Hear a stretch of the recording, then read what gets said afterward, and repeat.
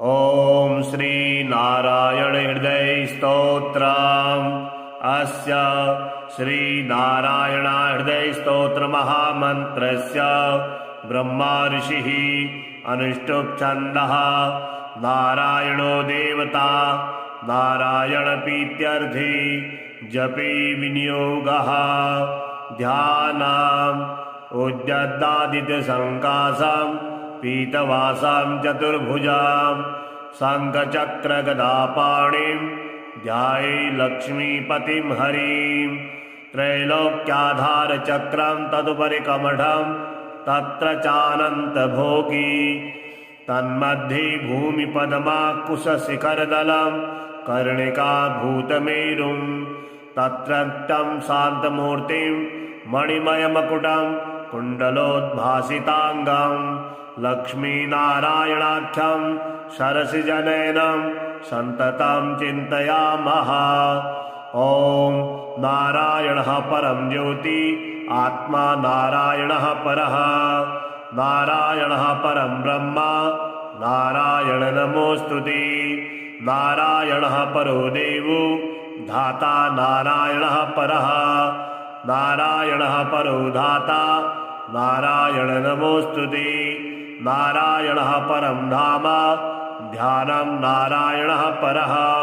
नारायण परो धर्मो नारायण नमोऽस्तुते। नारायणः परो देवो विद्या नारायणः परः।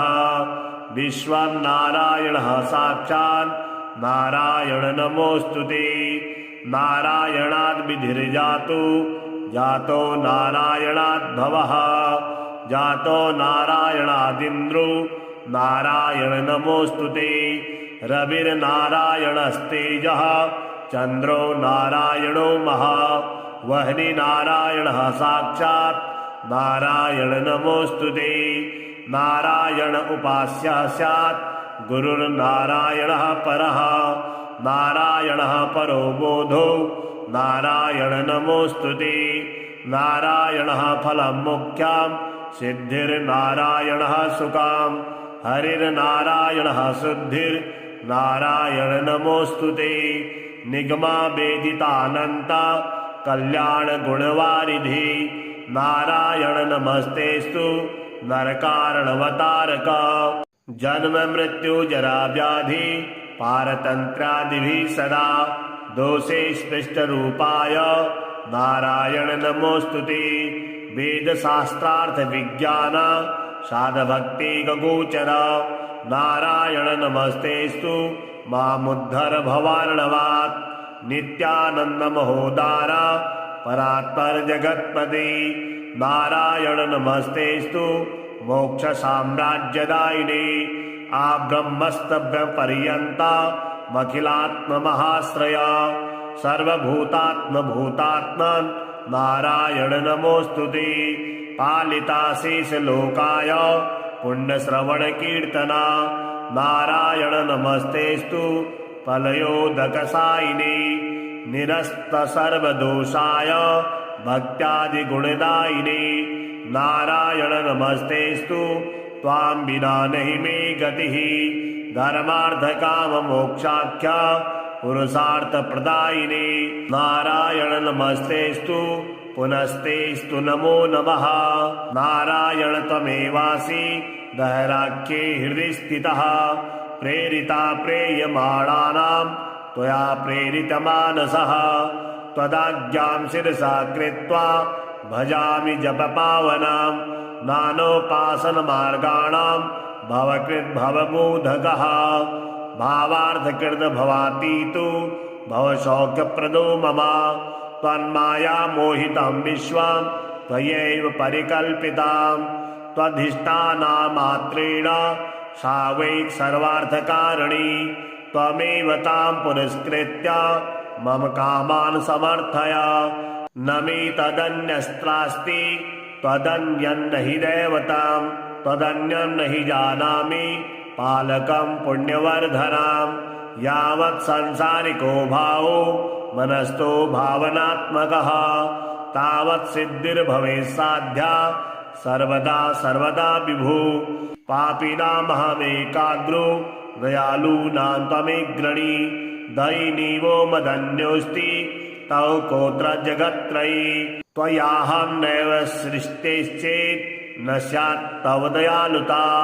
आमयो वा न सृष्टे चेत् दोषद्धस्य वृथोदयः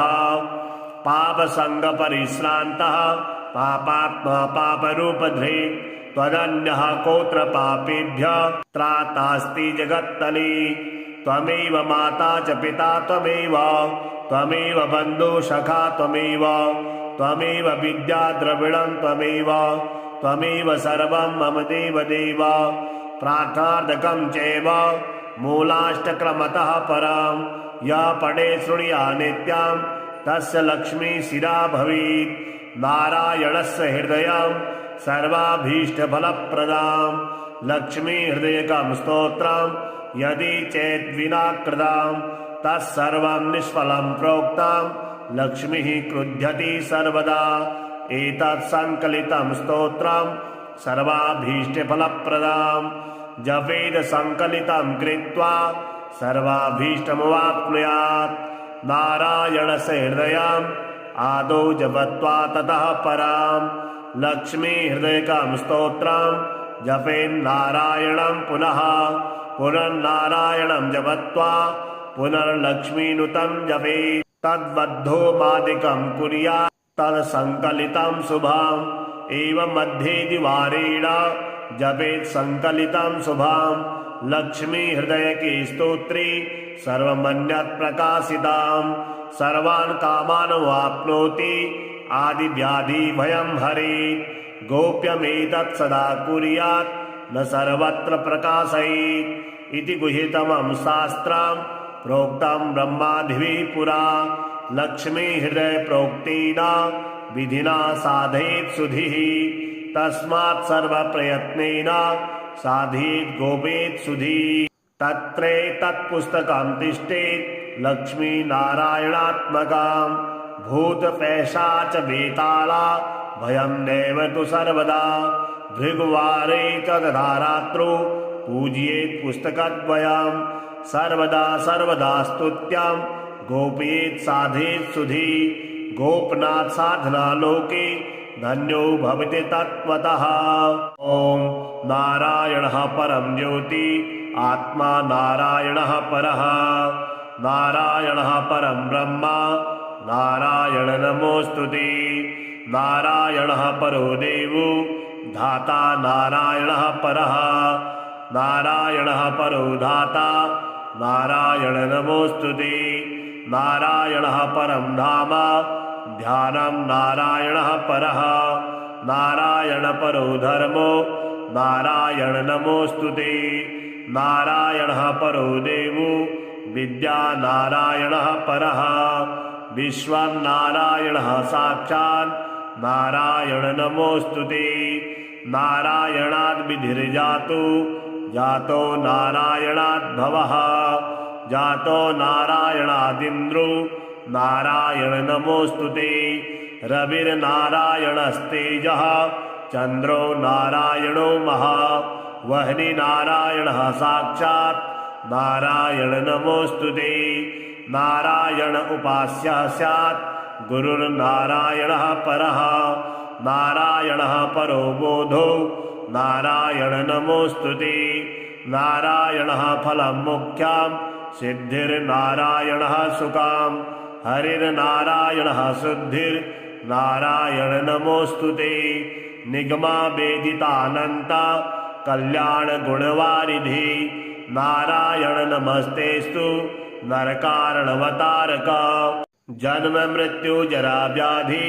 पारतन्त्रादिभिः सदा दोषे स्पृष्टरूपाय नारायण नमोऽस्तुते वेदशास्त्रार्थ विज्ञान साधभक्ति गगोचर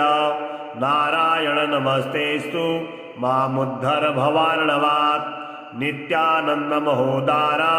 परात्पर जगत्पते नारायण नमस्तेस्तु मोक्ष साम्राज्यदायिने आब्रह्मस्तभ्य पर्यन्ता मखिलात्म महाश्रय सर्वभूतात्म भूतात्मन् नारायण नमोऽस्तुते पालिताशेषलोकाय पुण्यश्रवणकीर्तना नारायण नमस्तेस्तु फलयोदकसायिने निरस्तसर्वदोषाय भक्त्यादिगुणदायिने नारायण नमस्तेस्तु त्वां विना नहि मे गतिः धर्मार्थकाममोक्षाख्या पुरुषार्थप्रदायिने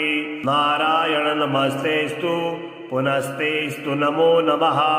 नारायण त्वमेवासि दहराख्ये हृदि स्थितः प्रेरिता प्रेयमाणानां त्वया प्रेरितमानसः त्वदाज्ञां शिरसा कृत्वा भजामि जपपावनां नानोपासनमार्गाणां भवकृद्भवबोधकः भावार्थकृतभवातीतो भवशौक्यप्रदो मम त्वन्माया मोहितं विश्वं त्वयैव परिकल्पितां त्वधिष्ठानामात्रेण सा वै सर्वार्थकारिणी त्वमेव तां पुरस्कृत्य मम कामान् समर्थय न मे तदन्यस्त्रास्ति त्वदन्यं न हि दैवतां त्वदन्यं न हि जानामि पालकं पुण्यवर्धनां यावत् संसारिको भावो मनस्थो भावनात्मकः तावत् सिद्धिर्भवेत् साध्या सर्वदा सर्वदा विभु पापिनामहमेकाग्रो दयालूनां त्वमेग्रणी दयिनीवो मदन्योऽस्ति तव कोत्र जगत्त्रयी त्वयाहं नैव सृष्टेश्चेत् न स्यात् तव दयालुता आमयो वा न सृष्टे चेत् दोषद्धस्य वृथोदयः पापसङ्गपरिश्रान्तः पापात्मा पापरूपधृ त्वदन्यः कोत्र पापेभ्यः त्रातास्ति जगत्तले त्वमेव माता च पिता त्वमेव बन्धु सखा त्वमेव विद्या द्रविणं त्वमेव सर्वं मम देवदेव प्रार्थनार्थकं चैव मूलाष्टक्रमतः परं यः पठे शृणुया नित्यं तस्य लक्ष्मी शिरा भवेत् नारायणस्य हृदयं सर्वाभीष्टफलप्रदां लक्ष्मी हृदयकं स्तोत्रं यदि चेद्विना कृतं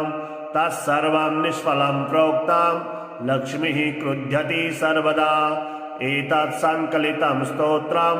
सर्वाभीष्टफलप्रदां जपेद संकलितं कृत्वा सर्वाभीष्टमवाप्नुयात् नारायणस्य हृदयम् आदौ जपत्वा ततः परां लक्ष्मी हृदयकं स्तोत्रं जपेन्नारायणं पुनः पुनर्नारायणं जपत्वा पुनर्लक्ष्मीनुतं जपेत् तद्बद्धो मादिकं कुर्यात् तत्सङ्कलितं शुभम् एवं मध्ये द्विवारेण जपेत् संकलितं शुभम् लक्ष्मी हृदयके स्तोत्रे सर्वमन्यत् प्रकाशितां सर्वान् कामान् वाप्नोति आदिव्याधि भयं हरेत् गोप्यमेतत् सदा कुर्यात् न सर्वत्र प्रकाशयेत् इति गुह्यतमं शास्त्रं प्रोक्तं ब्रह्मादिभिः पुरा लक्ष्मी हृदय प्रोक्तेन विधिना साधयेत् सुधिः तस्मात् सर्वप्रयत्नेन साधयेत् गोपेत् सुधिः तत्पुस्तकं तिष्ठेत् लक्ष्मीनारायणात्मकां भूतपैशाच वेताला भयं नैव तु सर्वदा भृगुवारे च तथा रात्रौ पूजयेत् पुस्तकद्वयं सर्वदा स्तुत्यं गोपयेत् साधयेत् सुधि गोपनाथ साधना लोके धन्यो भवति तत्त्वतः। ॐ नारायणः परं ज्योति आत्मा नारायणः परः नारायणः परं ब्रह्म नारायण नमोस्तुते नारायणः परो देवो धाता नारायणः परः नारायणः परो धाता नारायण नमोस्तुते नारायणः परं धाम ध्यानं नारायणः परः नारायण परो धर्मो नारायण नमोस्तुते नारायणः परो देवो विद्या नारायणः परः विश्वं नारायणः साक्षात् नारायण नमोस्तुते नारायणाद्विधिर्जातो जातो नारायणाद्भवः जातो नारायणादिन्द्रो नारायण नमोऽस्तुते रविर्नारायणस्तेजः चन्द्रो नारायणो महा वह्नि नारायणः साक्षात् नारायण नमोऽस्तुते नारायण उपास्यः स्यात् गुरुर्नारायणः परः नारायणः परो बोधो नारायण नमोऽस्तुते नारायणः फलं मुख्यां सिद्धिर्नारायणः सुकां हरिर्नारायणः शुद्धिर्नारायण नमोऽस्तुते निगमा वेदितानन्ता कल्याणगुणवारिधि नारायण नमस्तेस्तु नरकारणवतारक जन्म मृत्यु जरा व्याधि पारतन्त्रादिभिः सदा दोषे स्पृष्टरूपाय नारायण नमोऽस्तुते वेदशास्त्रार्थ विज्ञान साधभक्ति गोचर नारायण नमस्तेस्तु मामुद्धर भवार्णवात् नित्यानंद महोदार परात्पर जगत्पति नारायण नमस्तेस्तु मोक्ष साम्राज्यदायिने आब्रह्मस्तभ्य पर्यन्ता मखिलात्म महाश्रया सर्वभूतात्म भूतात्मन् नारायण नमोऽस्तुते पालिता शेष लोकाय पुण्यश्रवण कीर्तना नारायण नमस्तेस्तु फलयोदकसायिने निरस्त सर्वदोषाय भक्त्यादिगुणदायिने नारायण नमस्तेस्तु त्वां विना नहि मे गतिः धर्मार्थ काम मोक्षाख्य पुरुषार्थ प्रदायिने नारायण नमस्तेस्तु पुनस्तेस्तु नमो नमः नारायण त्वमेवासि दहराख्ये हृदि स्थितः प्रेरिता प्रेयमाणानां त्वया प्रेरितमानसः त्वदाज्ञां शिरसा कृत्वा भजामि जपपावनां नानोपासनमार्गाणां भवकृद्भवबोधकः भावार्थकृत भवातीतो भवशौक्यप्रदो मम त्वन्माया मोहितं विश्वं त्वयैव परिकल्पितां त्वधिष्ठानामात्रेण सा वै सर्वार्थकारिणी त्वमेव तां पुरस्कृत्य मम कामान् समर्थय न मे तदन्यस्त्रास्ति त्वदन्यन्न हि दैवतां त्वदन्यन्न हि जानामि पालकं पुण्यवर्धनां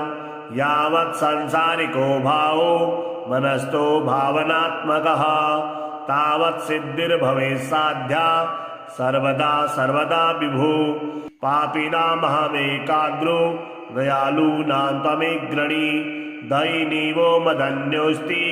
तव कोत्र जगत्त्रयी त्वयाहं नैव सृष्टेश्चेत् न स्यात् तव दयालुता आमयो वा न सृष्टे चेत् दोषद्धस्य वृथोदयः पापसङ्गपरिश्रान्तः पापात्मा पापरूपधृ त्वदन्यः कोत्र पापेभ्यः त्रातास्ति जगत्तले त्वमेव माता च पिता त्वमेव बन्धु सखा त्वमेव विद्या द्रविणं त्वमेव सर्वं मम देवदेव प्रार्थार्थकं चैव मूलाष्टक्रमतः परं यः पठे शृणुया नित्यं तस्य लक्ष्मी शिरा भवेत् नारायणस्य हृदयं सर्वाभीष्टफलप्रदां लक्ष्मी हृदयकं स्तोत्रं यदि चेद्विना कृतं तत्सर्वं निष्फलं प्रोक्तं लक्ष्मीः क्रुध्यति सर्वदा एतत् संकलितं स्तोत्रं सर्वाभीष्टफलप्रदां जपेद संकलितं कृत्वा सर्वाभीष्टमवाप्नुयात् नारायणस्य हृदयं आदौ जपत्वा ततः परां लक्ष्मी हृदयकं स्तोत्रं जपेन्नारायणं पुनः पुनर्नारायणं जपत्वा पुनर्लक्ष्मीनुतं जपेत् तद्बद्धो मादिकं कुर्यात् तत्संकलितं शुभम् एवं मध्ये द्विवारेण जपेत् संकलितं शुभम् लक्ष्मी हृदय के स्तोत्रे सर्वमन्यत् प्रकाशिताम् सर्वान् कामान् वाप्नोति आदिव्याधिभयं हरेत् गोप्यमेतत् सदा कुर्यात् न सर्वत्र प्रकाशयेत् इति गुह्यतमं शास्त्रं प्रोक्तं ब्रह्मादिभिः पुरा लक्ष्मी हृदय प्रोक्तेन विधिना साधयेत् सुधिः तस्मात् सर्वप्रयत्नेन साधयेत् गोपेत् सुधिः तत्रैतत्पुस्तकं तिष्ठेत् लक्ष्मीनारायणात्मकं भूतपैशाच वेताला भयं नैव तु सर्वदा भृगुवारे च तथा रात्रौ पूजयेत् पुस्तकद्वयं सर्वदा सर्वदा स्तुत्यं गोपयेत् साधयेत् सुधि गोपनाथ साधना लोके धन्यो भवति तत्त्वतः। ॐ नारायणः परं ज्योति आत्मा नारायणः परः नारायणः परं ब्रह्मा नारायण नमोऽस्तुते नारायणः परो देवो धाता नारायणः परः नारायणः परो धाता नारायण नमोऽस्तुते नारायणः परं धाम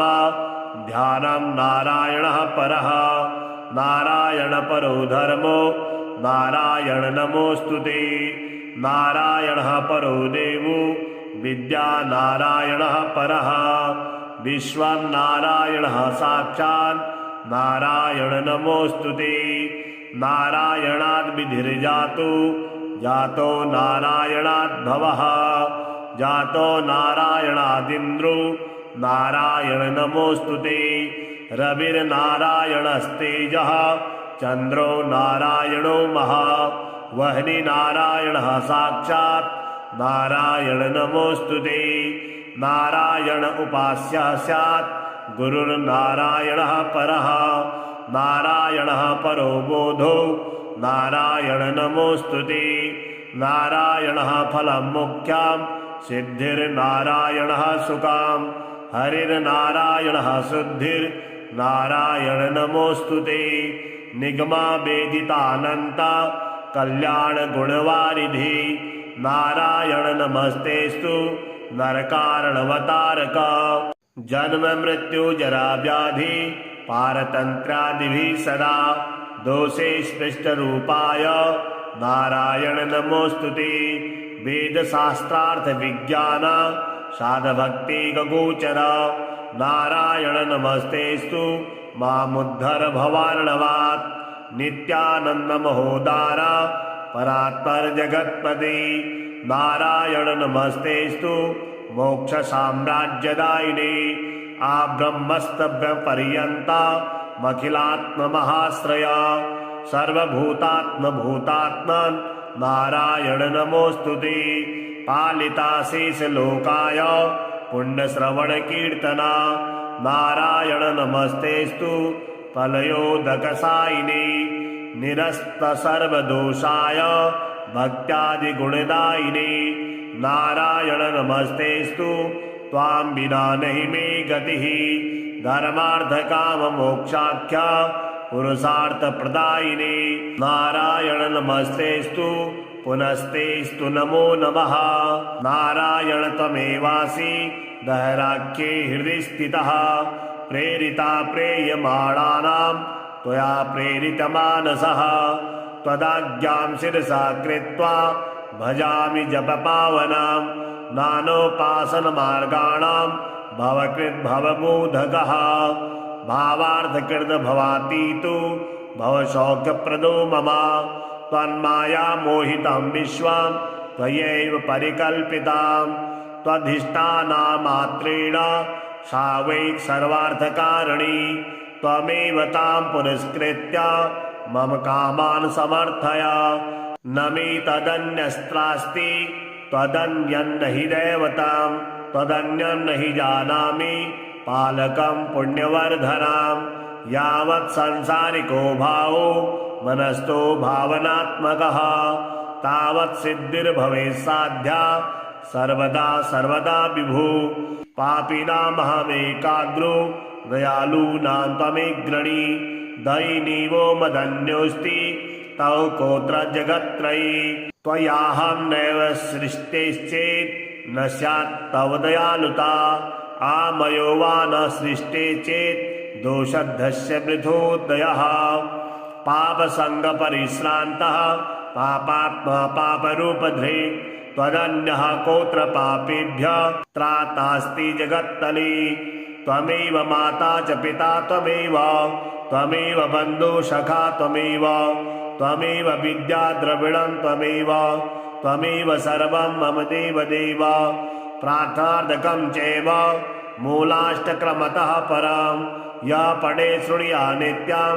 तस्य लक्ष्मी शिरा भवेत् नारायणस्य हृदयं सर्वाभीष्टफलप्रदां लक्ष्मी हृदयकं स्तोत्रं यदि चेद्विना कृतं तत्सर्वं निष्फलं प्रोक्तं लक्ष्मीः क्रुध्यति सर्वदा एतत् संकलितं स्तोत्रं सर्वाभीष्टफलप्रदां जपेद संकलितं कृत्वा सर्वाभीष्टमवाप्नुयात् नारायणस्य हृदयम् आदौ जपत्वा ततः परां लक्ष्मी हृदयकं स्तोत्रं जपेन्नारायणं पुनर्नारायणं जपत्वा पुनर्लक्ष्मीनुतं जपेत् तद्बद्धो मादिकं कुर्यात् तत्सङ्कलितं शुभम् एवं मध्ये द्विवारेण जपेत् संकलितं शुभम् लक्ष्मी हृदयके स्तोत्रे सर्वमन्यत् प्रकाशितां सर्वान् कामान् वाप्नोति आदिव्याधिभयं हरेत् गोप्यमेतत् सदा कुर्यात् न सर्वत्र प्रकाशयेत् इति गुह्यतमं शास्त्रं प्रोक्तं ब्रह्मादिभिः पुरा लक्ष्मी हृदय प्रोक्तेन विधिना साधयेत् सुधिः तस्मात् सर्वप्रयत्नेन साधयेत् गोपेत् सुधिः तत्पुस्तकं तिष्ठेत् लक्ष्मीनारायणात्मकं भूतपैशाच वेताला भयं नैव तु सर्वदा भृगुवारे च तथा रात्रौ पूजयेत् पुस्तकद्वयं सर्वदा स्तुत्यं गोपयेत् साधयेत् सुधि गोपनाथ साधना लोके धन्यो भवति तत्त्वतः ॐ नारायणः परं ज्योति आत्मा नारायणः परः नारायणः परं ब्रह्मा नारायण नमोऽस्तुते नारायणः परो देवो धाता नारायणः परः नारायणः परो धाता नारायण नमोऽस्तुते नारायणः परं धाम ध्यानं नारायणः परः नारायण परो धर्मो नारायण नमोऽस्तुते नारायणः परो देवो विद्या नारायणः परः विश्वं नारायणः साक्षात् नारायण नमोऽस्तुते नारायणाद् जातो नारायणाद् भवः जातो नारायणादिन्द्रो नारायण नमोऽस्तुते रविर्नारायणस्तेजः चन्द्रो नारायणो महा वह्नि नारायणः साक्षात् नारायण नमोऽस्तुते नारायण उपास्यः स्यात् गुरुर्नारायणः परः नारायणः परो बोधो नारायण नमोऽस्तुते नारायणः फलं मुख्यं सिद्धिर्नारायणः सुखां हरिर्नारायणः शुद्धिर्नारायण नमोऽस्तुते निगमा वेदितानन्ता कल्याणगुणवारिधि नारायण नमस्तेस्तु नरकारणवतारक जन्म मृत्यु जरा व्याधि पारतन्त्रादिभिः सदा दोषे स्पृष्टरूपाय नारायण नमोऽस्तुते वेदशास्त्रार्थ विज्ञान साधभक्तिगोचर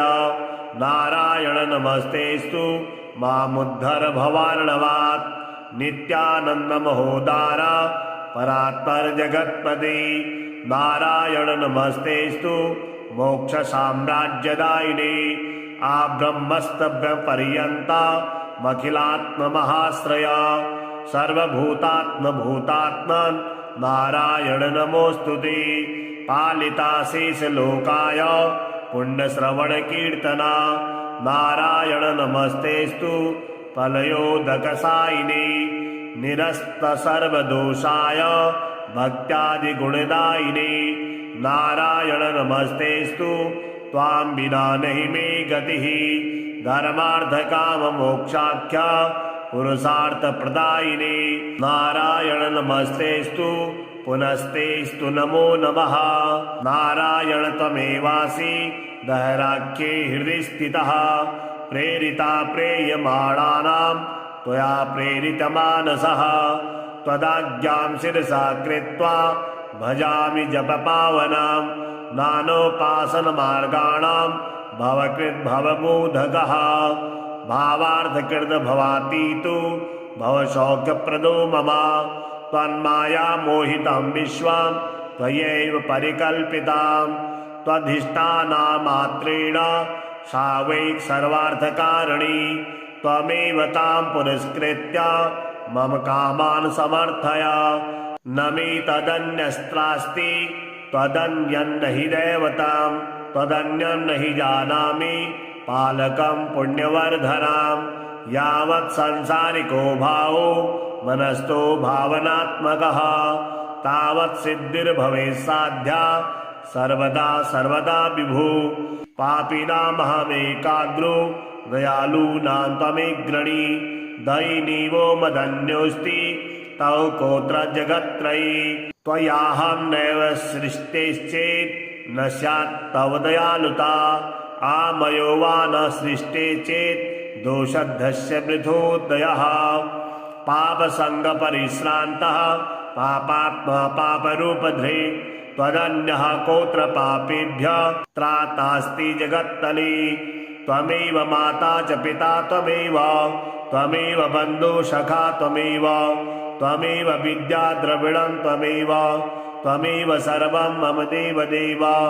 प्रार्थनार्थकं चैव मूलाष्टक्रमतः परं यः पठे शृणुया नित्यं तस्य लक्ष्मी शिरा भवेत् नारायणस्य हृदयं सर्वाभीष्टफलप्रदां लक्ष्मी हृदयकं स्तोत्रं यदि चेद्विना कृतं तत्सर्वं निष्फलं प्रोक्तं लक्ष्मीः क्रुध्यति सर्वदा एतत् संकलितं स्तोत्रं सर्वाभीष्टफलप्रदां जपेद संकलितं कृत्वा सर्वाभीष्टमवाप्नुयात् नारायणस्य हृदयम् आदौ जपत्वा ततः परां लक्ष्मी हृदयकं स्तोत्रं जपेन्नारायणं पुनः पुनर्नारायणं जपत्वा पुनर्लक्ष्मीनुतं जपेत् तद्बद्धो मादिकं कुर्यात् तत्सङ्कलितं शुभम् एवं मध्ये द्विवारेण जपेत् सङ्कलितं शुभम् लक्ष्मी हृदयके स्तोत्रे सर्वमन्यत् प्रकाशितां सर्वान् कामान् वाप्नोति आदिव्याधि भयं हरेत् गोप्यमेतत् सदा कुर्यात् न सर्वत्र प्रकाशयेत् इति गुह्यतमं शास्त्रं प्रोक्तं ब्रह्मादिभिः पुरा लक्ष्मी हृदय प्रोक्तेन विधिना साधयेत् सुधिः तस्मात् सर्वप्रयत्नेन साधयेत् गोपेत् सुधिः तत्रैतत्पुस्तकं तिष्ठेत् लक्ष्मीनारायणात्मकं भूतपैशाच वेताला भयं नैव तु सर्वदा भृगुवारे च तथा रात्रौ पूजयेत् पुस्तकद्वयं सर्वदा सर्वदा स्तुत्यं गोपयेत् साधयेत् सुधि गोपनाथ साधना लोके धन्यो भवति तत्त्वतः ॐ नारायणः परं ज्योति आत्मा नारायणः परः नारायणः परं ब्रह्म नारायण नमोऽस्तुते नारायणः परो देवो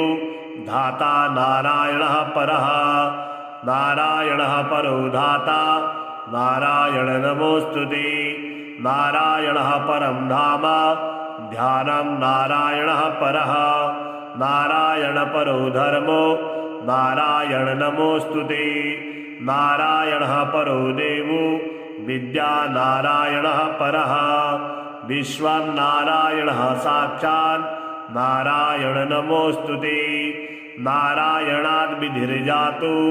जातो नारायणाद् भवः जातो नारायणादिन्द्रो नारायण नमोऽस्तुते रविर्नारायणस्तेजः चन्द्रो नारायणो महा वह्नि नारायणः साक्षात् नारायण नमोऽस्तुते नारायण उपास्यः स्यात् गुरुर्नारायणः परः नारायणः परो बोधो नारायण नमोऽस्तुते नारायणः फलं मुख्यां सिद्धिर्नारायणः सुकां